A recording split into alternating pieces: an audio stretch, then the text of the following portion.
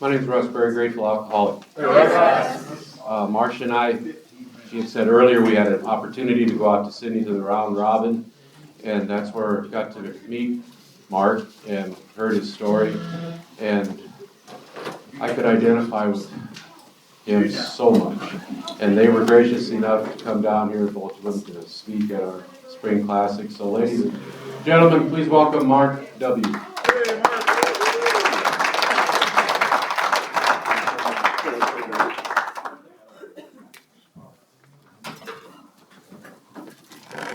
My wife usually tells me I don't need a mic, so can you hear me? I'm Mark W. By the grace of God and the fellowship of AA and the 12 steps, I'm sober. All right. And at this time, I'd like to thank Russ and Marcia for inviting us out. We've just had a ball. We've met Julie and Trevor and Ryan, and I tell you what a great group you have here. And so I am honored to be able to share my experience, strength, and hope with you. Before I do that, I like to say a prayer because I like to ask my higher power, whom I call God, to give me the wisdom words that one of you might be able to relate to my story. So, would you bow with me?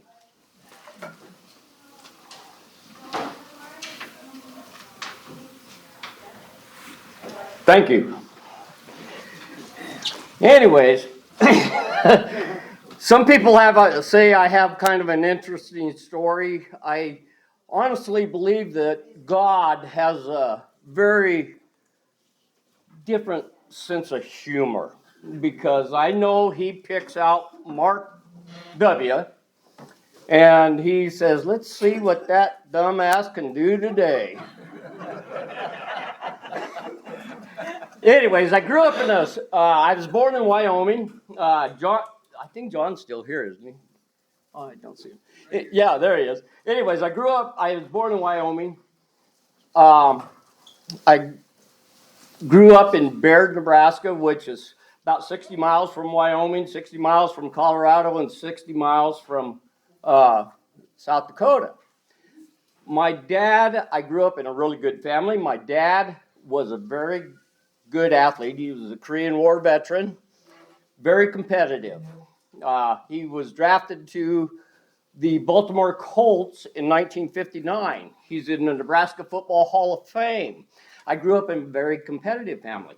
I have two older brothers, very competitive, very good athletically, very skilled. I have a younger sister, very good athletically, very good at what she did. I hated her guts. Because when I was born, my mom made the comment she wanted a girl so bad that she was willing to give me away.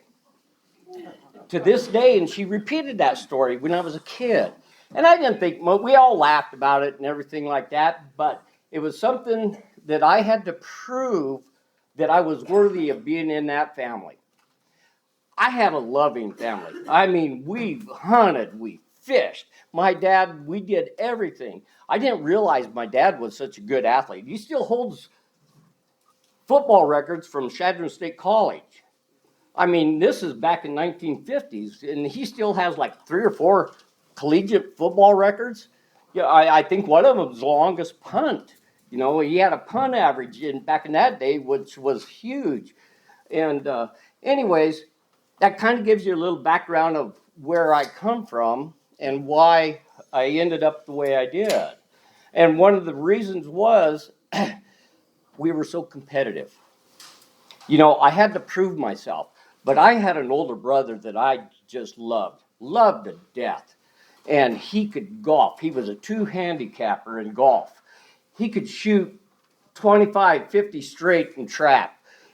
We started an elk camp up in Wyoming back in the late 80s. And we went there every year. We still go there every year. And, you know, I watched him shoot an elk at over 500 yards. And, you know, I didn't quite have those skills, but I tried to make up with it with other skills. I was very good with my hands. I could take things apart. I could fix them. I could do it. My mom told me, she says, I knew you liked that toy because if you didn't have it apart in 5 minutes, then it must not have been the right toy for you. But anyways, that was the type of person I had. We didn't drink in our family. My mom and dad didn't drink. And I didn't think nothing of it. You know, I knew my friends had their folks drank and stuff like that. Come to realize my granddad and a couple of my uncles, my granddad on my mom's side and my uncles on my dad's, or cousins on my dad's side, were alcoholics, but we didn't talk about it. That was taboo. I mean, we didn't talk about that kind of stuff. So I went through high school. My two older brothers, state champion wrestlers. So what's Marky got to do? I got to be a state champion wrestler. Well, I won state champion in 1977, runner-up in 1978. My sister comes by behind me. She ends up winning the discus and shot and holds a state record for like 14 or 15 years in the discus. Anyways, so that was the atmosphere. Always competitive, always going, always doing stuff. And just loved it. I was high strung. I took up water skiing because my brother sucked at it, and I could show him I was better. Every year up until I was the age of 50, I barefooted. I'd bail off the dock, stand up barefooted, and ski around the Bridgeport sand pits. It was about a mile long barefooted. But that's something they couldn't do. Yeah, and so that's where the water skiing story comes in. The kids in my class, I had a good friendship, a group of friends that I ran around with, but they kept me at a distance because they liked to go party. I really didn't, and I knew I didn't because my dad was very disciplinarian. And I knew that if I got caught drinking or this and that, all hell was going to break loose. And, it just wasn't going to end up good for me. So I stayed away from alcohol until my older brothers went away to college and come back, and we had a softball team, a slow pitch softball team. We won everything, but we drank, and I got to drink with them, and here I was doing that. I also worked hard. My wife said, I was a really hard worker, and I did. I got a job with a general contractor, and at the time I was in high school, I was making $6-7 an hour. I was making money. I was buying motorcycles. I still have my first KZ 900 from 1977, mint condition right now. Perfect motorcycle. I paid for cash for that. One of my buddies was a pilot. He took me up flying. I'm going to get my pilot's license. I'm in high school. I'm paying for this shit out of my own construction money. I get my pilot's license. I decide, I like to fix things. Fixing airplanes would be a lot of fun. So went to college to become a A&P mechanic, and I learned how to work on airplanes. And in the meantime, always on the go. Always on the go. I was out of high school, and probably I'm going to start with one of the first drinks why I liked alcohol. We went to a friend's party, and they had whiskeys and beer, and most of the guys were drinking beer and stuff, but they had some whiskey there, and I think it was some Jack Daniels, and there was a red Solo cup there, and I dumped in some of that, and I thought, you guys are a bunch of wimps. I got sick. I don't know, probably first blackout of my life, but anyways, I ended up, she took me one place to the other. Next day, though, I forgot that I promised this guy that owned this twin-engine airplane that was going to a flying farmers convention in Iowa or something, and he had lost his medical, and he says, hey, Mark, he called me up. He said, can you fly me to Iowa? I said, sure, but this was before that party that night. Next morning, I go up to the hangar, man. Oh, I feel like shit. I was still drunk. Open the hangar doors, we jump in the airplane, fly all the way to Iowa, and I fly his twin to Iowa, Get there, get out of the airplane, run around behind the hangar, and I just puke my guts up. Drunk. I was drunk. Here I am, 18 years old, flying this. At that time, it was probably a $200,000 airplane. Across the state of Nebraska, drunk. With this old couple in there, they had to know I was halfway toasted. But anyways, we get back, and I promised myself, I'm never going to do this shit again, man. This is not good. This is not good. Life goes on. I meet my beautiful wife. We get up, we start our family and stuff, and I'm trying to be the good guy. I go to church, I do everything that she tells me to do, to keep things, and all this kind of stuff. I was at that time, I worked at the airport, and I was mechanicing and flying airplanes. Guys would call me up to go pick up their airplane, so I'd go up and fly their airplane back and then work on it. And I mean, it was a good atmosphere. Still didn't drink very much. Aircraft industry at that time went down the tubes, so I had to start looking for another job because it wasn't going to pay. I started flying crop dusters, and that didn't last long. And I thought, man, I don't like this shit because I had fun at first. It was fun because, man, it was the glory. I'm a crop duster, and all this stuff. But the thing about it was, somebody forgot to tell me that you had to get up like at 4 in the morning, load the plane, and then if the wind come up, you had to sit at the airport twiddling your thumbs, and it was 7 days a week from into April to September. So, anyways, I got a job with the gas company. I went to work for them, and I learned the HVAC trade, and I really enjoyed that. Really, really enjoyed that. Still high going. Had some money in our pocket. We were broke when we first got married because I spent all of it, man. I bought motorcycles. I bought shit. I paid flying license. Anyways, the gas company kind of pissed me off. They went to the 1-800, who are you, call centers and that. We used to have a little office and people would call in and we'd go out. But I learned the trade, and I was really good at it. I sold a lot of equipment, and I was making okay money, but I thought to myself, this is bull. I think I can do this on my own. So I started my own business. And we started it in 1997, almost 29, well, it was 29 years ago, and started to grow. And I thought, well, I got to get in with these guys that have all these deals like the feedlots and the dealerships, and get in good with these contractors. Well, contractors like to drink. And anyway, so I thought I had to wine and dine these guys, and I learned to drink. And one of the people that we went on this private lake that my wife had worked for owned a bunch of farm operations, homes, and everything. And so we started partying with them. And I really got to liking to do that, and nobody told me about alcoholism. Like I said, with my folks and everything, we didn't drink around the house, and nobody warned me of the signs that was going on. But I didn't know at that time, but I was one of those drinkers that once I started, I couldn't stop. I could go 2-3 days, like Deb said, and I'd be okay, but I had to have it.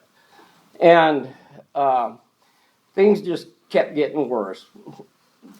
Wife started her new position, and she was traveling out of town, and I was bored, and things weren't going good. Business was okay, but I was building up a huge amount of debt, and I was owing suppliers. I had employee problems, and things just weren't going the way I was hoping. And the more I did that, that little hole when I was a kid thinking that my mom didn't want me, started to grow. And I started feeding that little hole with booze.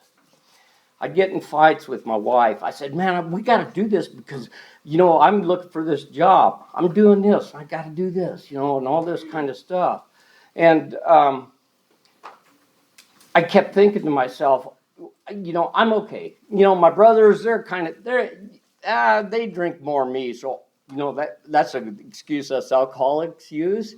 Oh, he drinks more than me, so he ain't an alcoholic. I'm not an alcoholic, that type of thing. But I started looking forward to it when we go to elk camp. It wasn't go shoot an elk. It was go drink. When we'd go fishing, it wasn't to go fishing. It was to go drink. I planned my life around drinking, and that just started going and going and going. Then our marriage started falling apart. She don't love me. She doesn't understand a word I'm going through. I bust my ass, and she don't give a shit about me. I'm working for this. And look at her. She's bitching and moaning about all this stuff, and good God, you'd drink if you were married to her too, And that's how us alcoholics think. And I was the type of person that was in the moment, man. If somebody said, hey, we're going to go fly, do this, fly that, and do this, and I would go do it. One of the first jobs I got when I started my business, I was working on a guy's furnace and air conditioner and replacing his equipment and stuff, and he crawls down the crawl hole with me. The furnace is down there, and he comes in, and I'm talking about his airplane, and I'd worked on it before. And I said, he goes to me, he says, how much is this job going to cost? And I said, I told him a number. He says, you want to trade this job for my airplane? I said, oh, I better go ask my wife. So I walk in the house at noon. Hey, hon, I just traded that job for an airplane. So that's our style of communications. We just didn't quite connect. But I also went to church, and I believed in a higher power at that time. I would go to church. I would get shit-faced on a Saturday night, and I'd be in the pews Sunday morning. Communion time would come around, and our church served communion, and it was a time of remembrance, and it was time to ask God for forgiveness for your past sins. And I thought, oh God, please help me not do this again. I'm starting to not like this. I'm not liking this at all. And I would pray, and I don't want to do this. Church get over, I'd go down the rotisserie chicken, buy a box of chicken and 12-pack of beer. Is that sick? That's sick. Can't even make it from the time I prayed 1 hour to the grocery store to be buying booze on a Sunday. Well, that's because the booze didn't sell at that time in Bridgeport at 12, I think was what it was. And anyways, time went on, got bad. Our relationship got bad. Laura and I, we share, so what I'm going to share, she knows it has happened and everything like that. I pushed her away. She got into an emotional relationship on one of her trips with another guy. Oh, that was terrible. That was just absolutely. She come home, well, quit drinking, just stop drinking. So I did. I stopped drinking in 2004. And tried to heal the relationship, because it was booze's fault, It wasn't me, it wasn't her, it wasn't us, it was the booze's fault. Went on a cruise about a year and a half after that. And, they on cruises, they have buckets of beer. And here's when I started to thinking I was an alcoholic. I bought that bucket of beer, but I kind of hid it from her, and I don't know if she knew or not. I don't know. But I thought to myself, okay, when we get back to dock, I'm not going to drink. This is it. Just drink on the ship. Drink on the ship. Well, yeah, that didn't last very long. I don't even think we were on the drive back from Denver to home, and I probably was sneaking booze at that time. Relationship got the better, a little bit better. I mean, we did hang together, but then I started drinking. And I like finally, but the hardest and guiltiest thing I ever did was I remember she came home, and I hadn't told her that I'd started drinking again after the cruise, and I was out on the patio, and she caught me with the drink. And that was so embarrassing because I'm a quitter. I'm not a loser. I can beat this. I can do it all myself. Well, that didn't work out. Time goes on, and I'm realizing I'm drinking every night, whether it's a 12-pack of Bud Light or whatever it was at that time, and things just and finally she's had enough. Our relationship is getting rotten. I'm texting the wrong gender, sex, whatever you want to call it. And I'm looking. I don't want. I'm at the point where the booze is affecting me so much. I don't care. I don't care if she leaves or not. The kids hate me. I'm a drunk. I didn't think I was drunk. In the meantime, I'm on the board of directors of the community college. I'm a city councilman. I'm upstanding citizen in my town. Everybody thinks I have the best heating and plumbing business in the county. And man, but I'm freaking broke. My employees, they can't count on me. I don't show up. I don't know what to do. The blessing, though, was that day she left those books on that table. The guy that came to see me, she didn't say quite right. She said a friend. He was actually a very good general contractor that I'd worked with. We'd put equipment in, we'd built schools, we'd built restaurants, we'd done a lot of business with this guy. And he was the last guy I wanted to know that I was drunk. I had no clue he was a drunk. I had no clue. She felt so bad about leaving those books out. He drags me aside. She takes off on us. I thought, oh shit, this isn't good. Here's this general contractor, and I got the contract to do the HVAC and the plumbing business on this school project that we're working on. He sets me aside and he starts telling me his story. I sit there, holy smokes, I didn't know. I had no clue. I still don't know this thing about alcohol, and he's starting to tell me about it. He tells me about this program. He tells me about the fellowship. He tells me about meetings. He brings me a big book. He brings me Living Sober book. And I thought about it,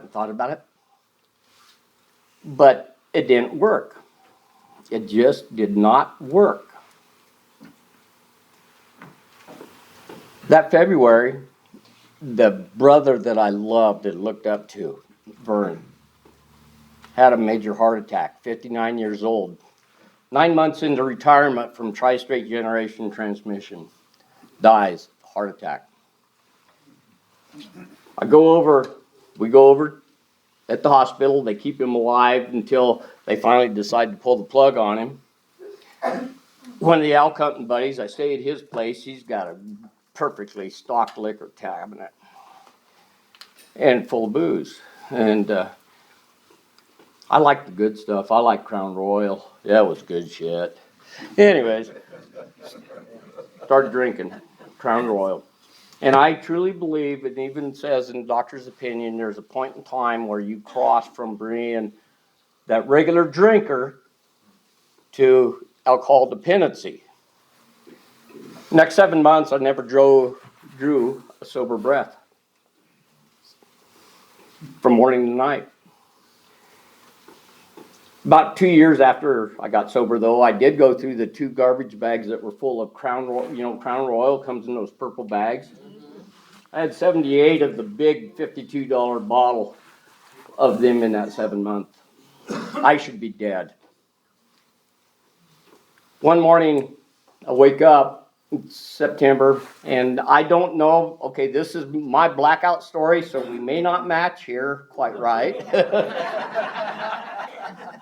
I wake up in my son's bedroom. My kids are all off to college. Oh shit! She comes in. She goes, "You're gonna go tell your employees what to do today?" And I go, "Oh shit! It's Monday." She goes, "No, Mark, it's Tuesday." I said, "Who won the Husker game?" She goes, "You don't know. You watched it." I said, "Who won the Broncos game?" She goes, "You don't know. You watched it." I said, "Well," I said, "Pack some bags. I need some help." And she goes, "They're already packed." And I don't think it was for help. So, anyways, that I can't remember, but we headed up to Valley Hope. She got me into Valley Hope up in O'Neill here, and we're heading up there. And on the way up, I thought, you know what? I'm gonna just have my last little bit. So I go buy me a little bottle of Crown on the way up. You know, I'm gonna take care of this shit. My God, when I got to Valley Hope, I wasn't an alcoholic. I ain't signing those frickin' papers.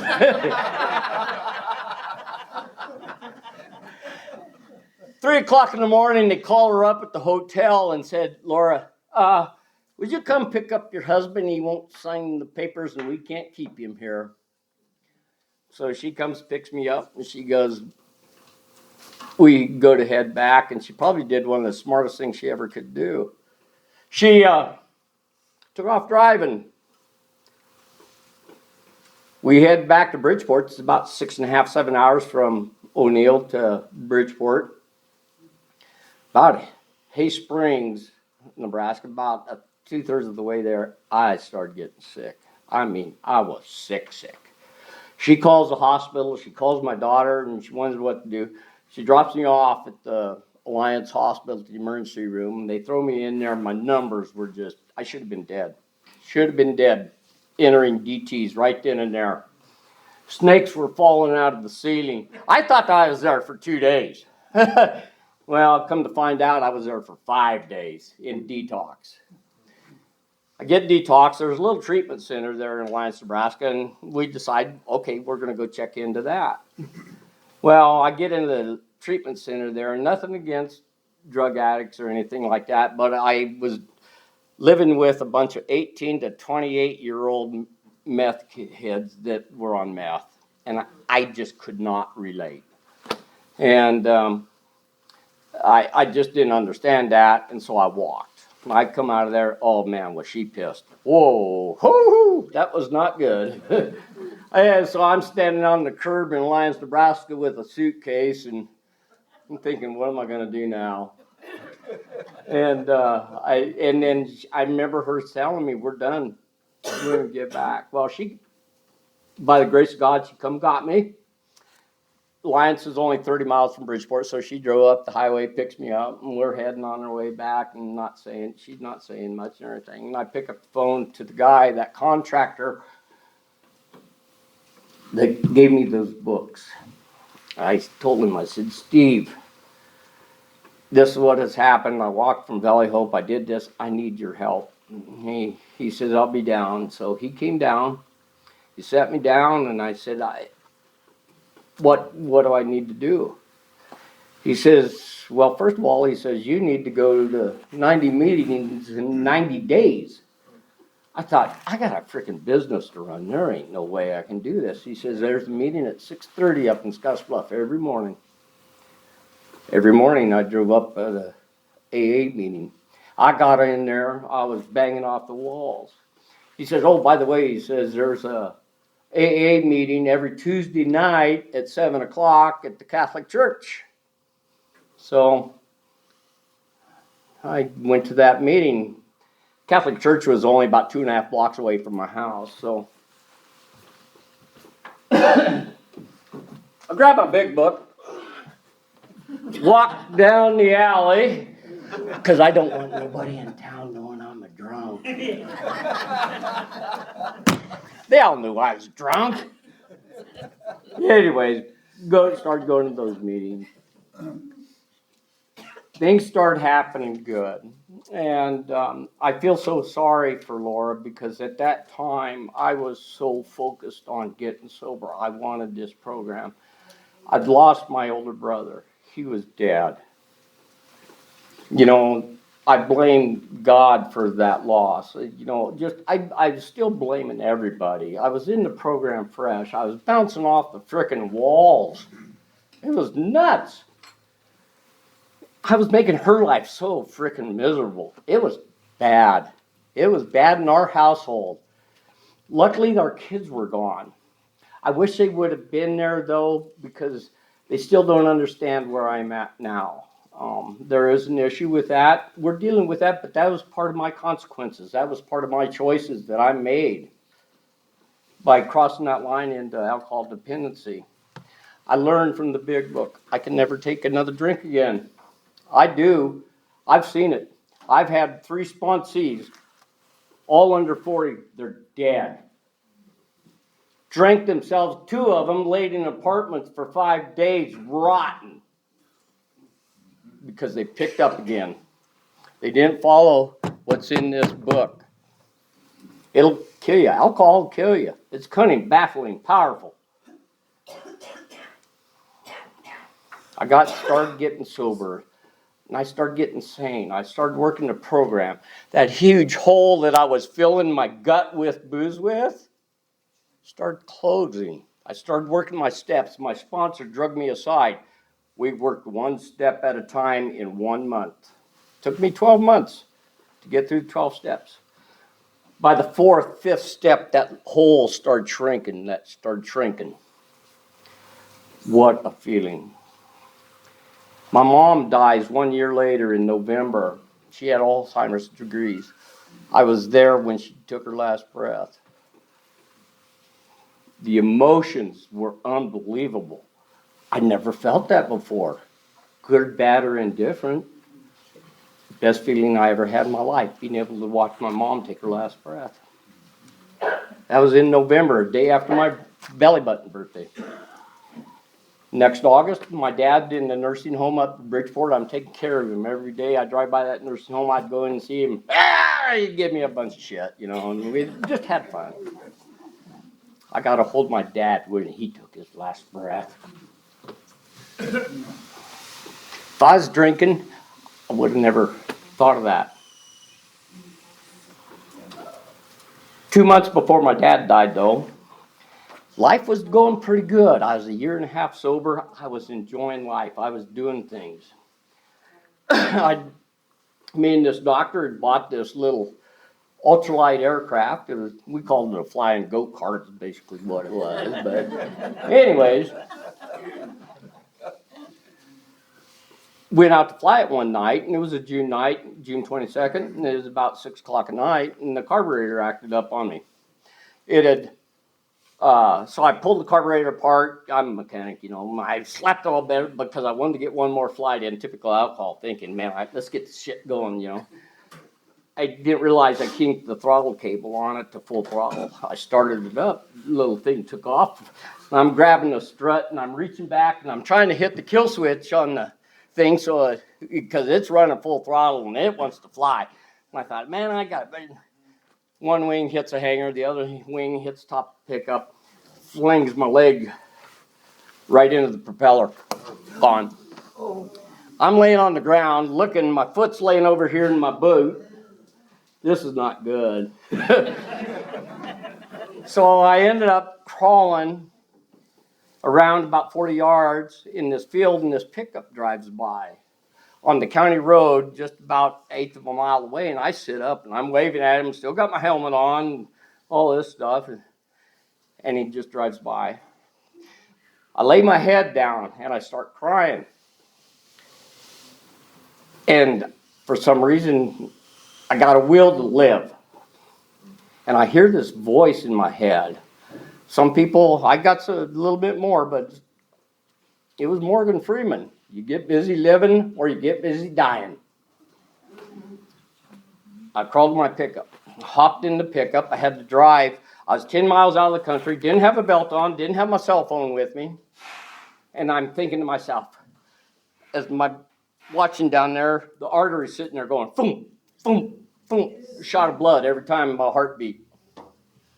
Filling up a WeatherTech mat in my pickup full of blood. Right across the road was this little farmhouse that I knew that there was a little gal there, and I'm thinking, okay, I'm gonna go see if she's home. So I swing in the yard, honk the horn. She comes out. I said, Chelsea, get me to the hospital. I hurt myself bad. I'll slide over, just jump in. We got to go now. Well, she looks in. She goes, oh, that ain't good. I said, no, really.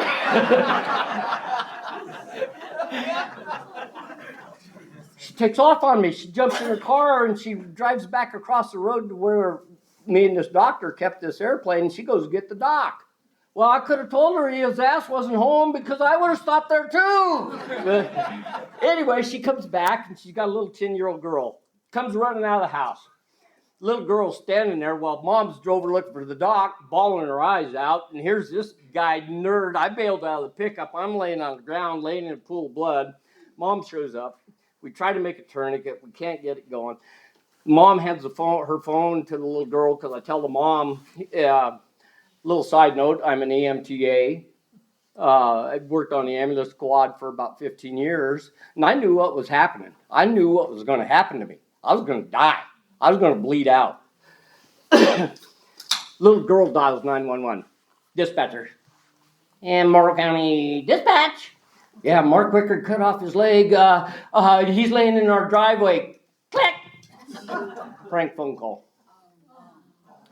Mom says, dial it up again. She dials it up again. Click. Hangs up on her again. Finally, the mom says, put it on speakerphone. Mom gets on there. This is Chelsea Nichols, and Mark Wickard has cut off his leg, and you better get somebody's ass out here now. Luckily, dispatcher freaked out. She transposed the wrong address to the wrong house to the wrong fire department, so the Baird Fire Department takes off north of town, and I'm east of Bridgeport, 15 miles.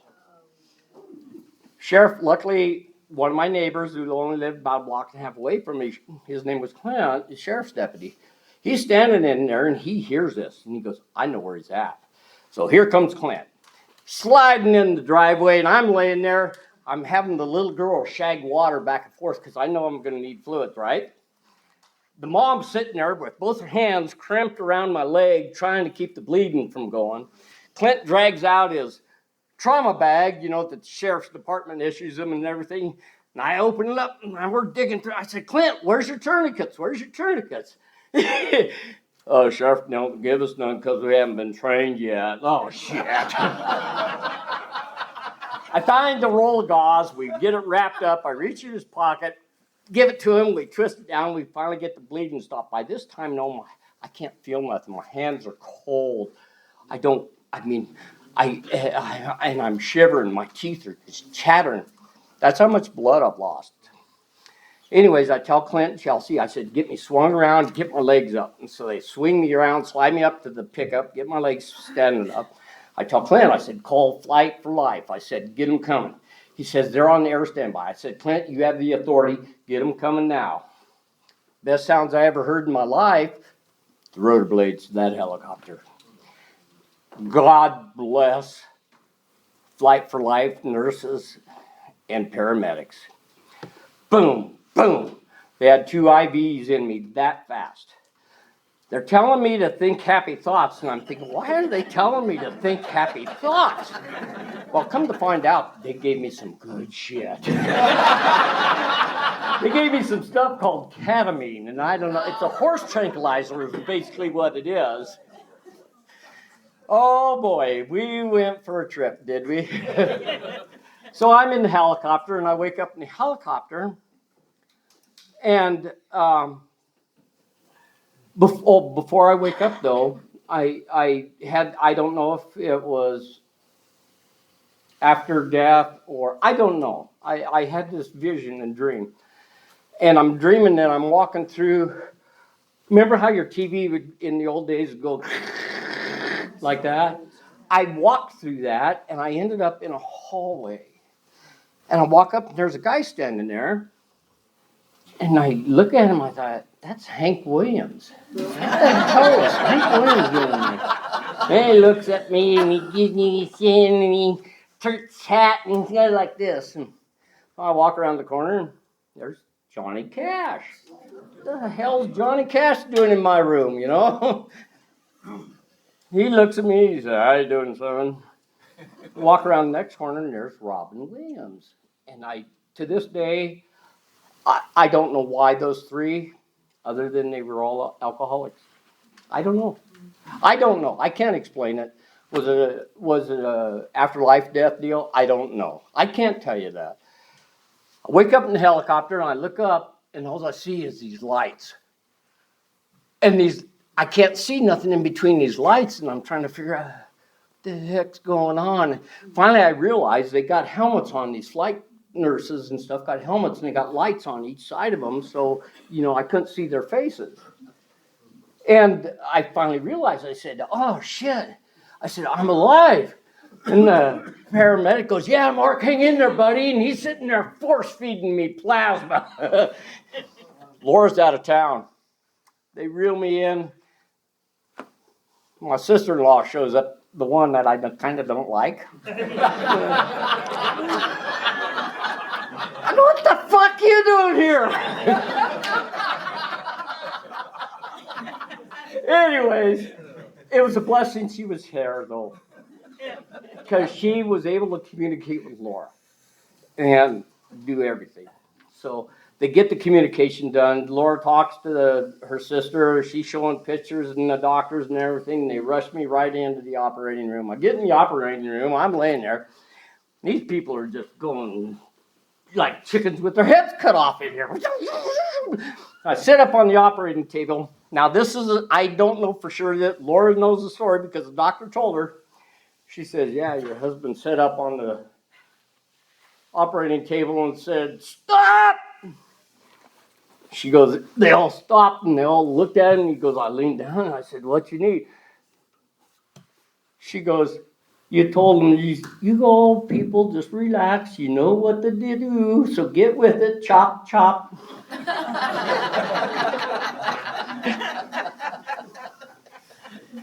Gotta remember, I'm only a year and a half sober. I get out, wake up out of recovery, lift the sheet up, and shit, this ain't good. This ain't good at all. My life's over. I'm done. Get back to the room. Third, fourth day, I was still medicated pretty good. Oh, by the way, make a long story short, the paramedics get there, and I say, I'm a recovering alcoholic. I don't want no drugs. The guy said, we'll worry about that later. So, about the fourth day, I went into a really deep depression. The first, second, third days, I had a lot of visitors. And you know who showed up? You.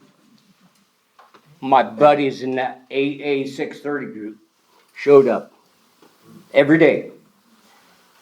I went in deep depression. I'm thinking, drugs are wearing off. Life sucks. Got to go in for another surgery. They're going to chop more off. And I was hurting.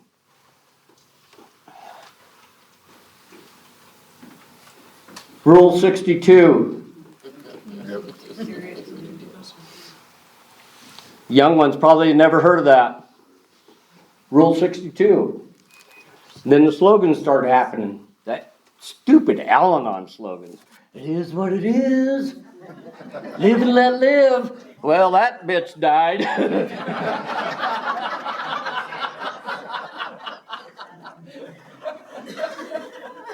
Those slogans worked. Can't do nothing about it. Can't change nothing. Can't go backwards. Can't put my foot back on. It's already burned up in the incinerator. Hadn't even got a prosthesis yet. Now I go back to when my dad died and I got to hold him while he took his last breath.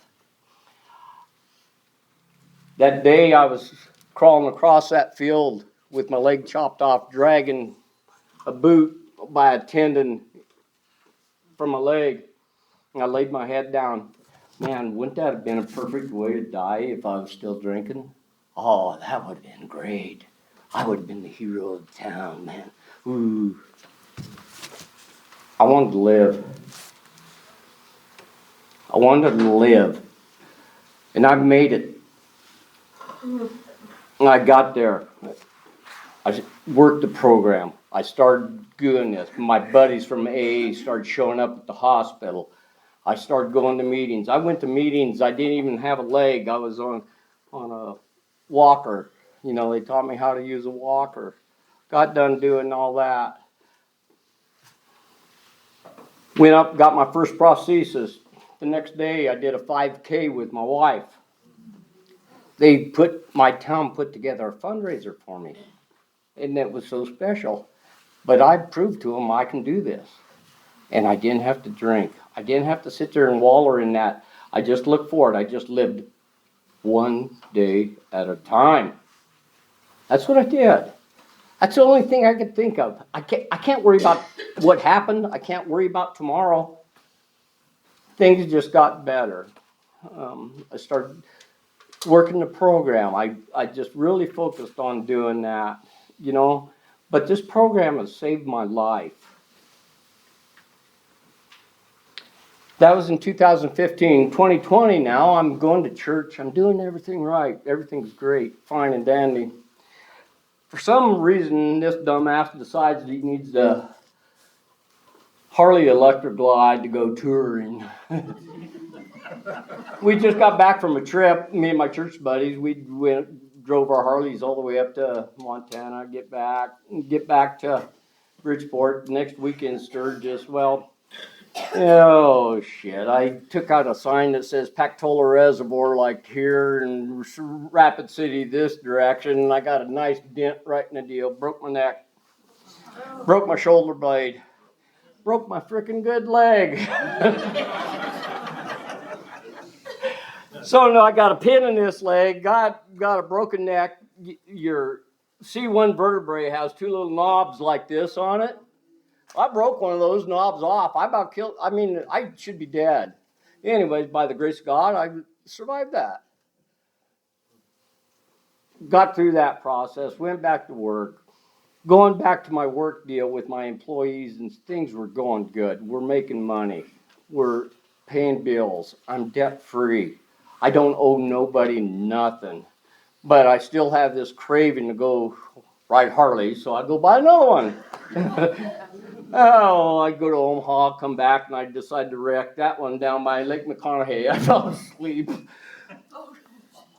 Busted up this shoulder. I got more metal in me than a lot of Vietnam vets. No offense, guys, but yeah, every one of my ribs over on this side. I wake up in the hospital, Ogallala, my brother standing over me and goes, dumbass.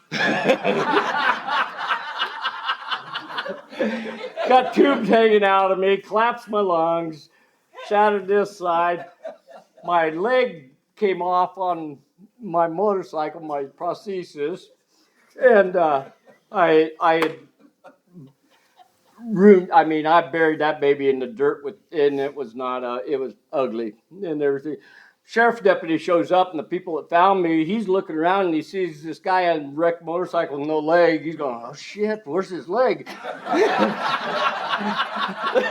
The lady was picking up my stuff that I'd wrecked. I'd knocked me out cold. I got some more ketamine. Holy smokes, that was good. You know, I asked that time, I said, you got any of that ketamine? Yeah, we do. It gives it. So anyways, the gal says, hey, you're looking for his leg? It's right here. But by the grace of God, I've survived. I've put my wife through hell, through the drinking, the wrecks, the motorcycles, the chopping off my leg. I don't know why I'm here. God's got a really funny sense of humor, though, because I think he picks on me. I honestly do. I don't know what my purpose is in life. If it's here to share my story and make you relate, though, it's something that I cannot stress enough, that this program, doing those 12 steps works. I've seen it. I've seen miracles happen. We're all miracles. My story's goofy as shit, but, you know, I'm a survivor. And God is leaving me alive for a purpose. I don't know what that purpose is. If it's to share this story with you, to share our story, I don't know. But if we can keep one person sober and live life so they can have that feeling of holding their dad while they take their last breath, or rubbing their mom's leg as she dies. Probably the best thing that happened was my brother dying of that heart attack, because it put me to a point now of reality. And I love this feeling. I love being happy, joyous, and free. I love being able to share my story. I love watching you guys, you newcomers, you all in here, come into this program, because you remind me of me, when I was bouncing off them frickin' walls, when the snakes were coming out of the ceiling. You know? I'm so far ahead of the insurance companies right now.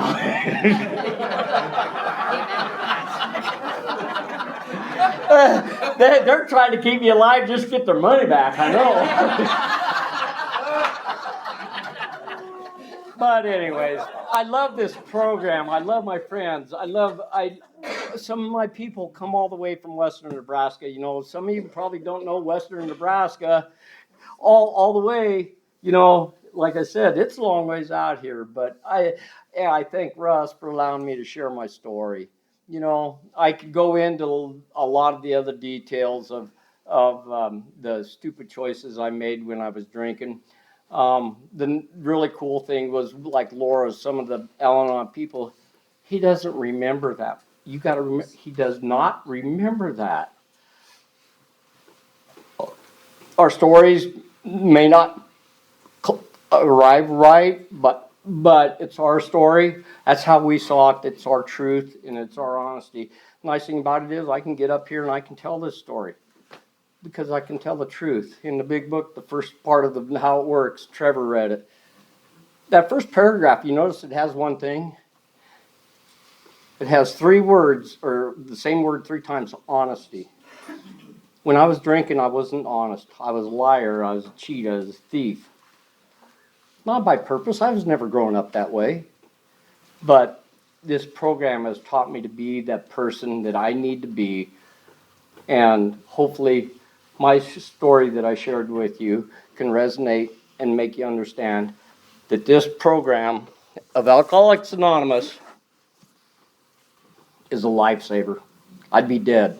I wouldn't be here telling a story. Nobody'd give a shit about the grave I'd lay in up there if I was dead, because I was just a drunk. Thank you. Amen, Art.